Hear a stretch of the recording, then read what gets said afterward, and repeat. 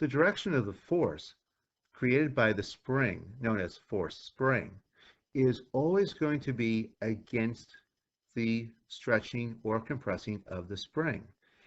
My spring wants to be this particular length. This is how long it is.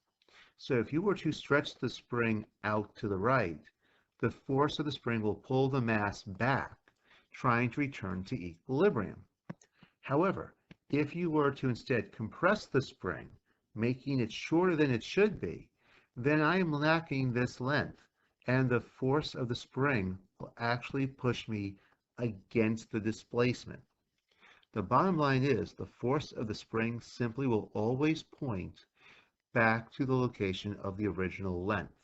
The spring never wants to be stretched nor compressed, so the force will always pull back to the original length position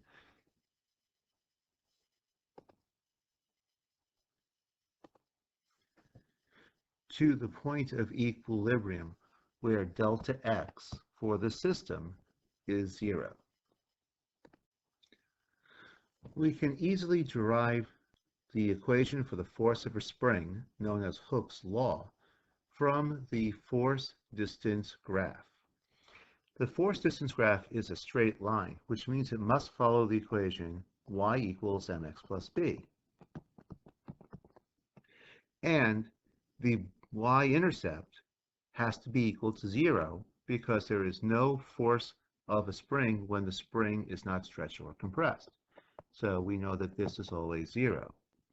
Y represents the force of the spring. The x-axis is the distance that the spring has been stretched or compressed.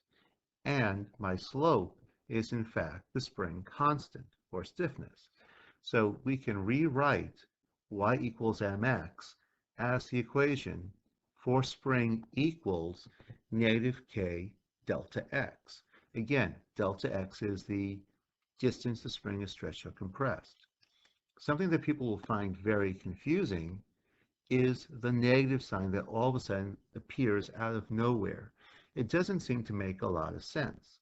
And that is because we are dealing with vectors in this form of an equation, where we are dealing with a direction issue.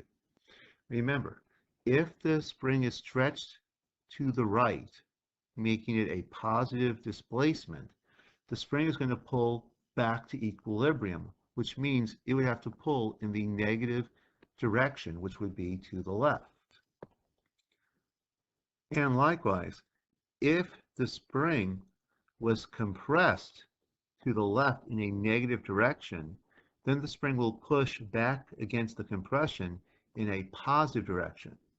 The bottom line is delta x and the force spring must always be opposite signs because they're always going in opposite directions. So the only way I can make these two sides of the equation equal to one another is simply by using a negative sign. Now, those people who are really big on math are catching on then that cannot be the equation of the graph because I have positive y's with positive x's. So I definitely do not have this type of graph. And that's very true.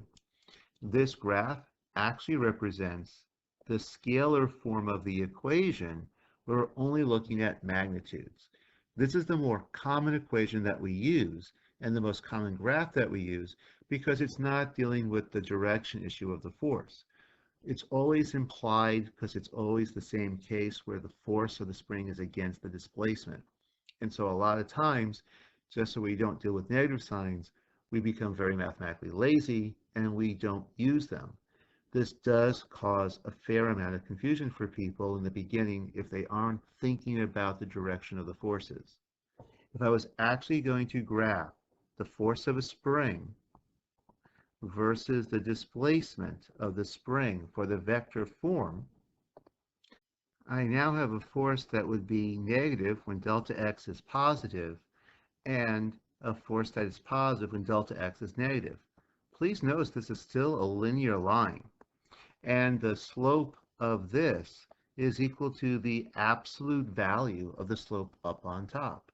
So instead of dealing with a vector graph like so, we often work with the scalar one because it's more easily understood. We do have to think about the directions, though. You cannot just look at this graph, realize it's a scale, and think you can just use the numbers without thinking about the direction. This is not a complete picture in any way, shape, or form. It ignores the directions. If we're thinking vectors, you're going to have to think about the direction of the force based on the situation.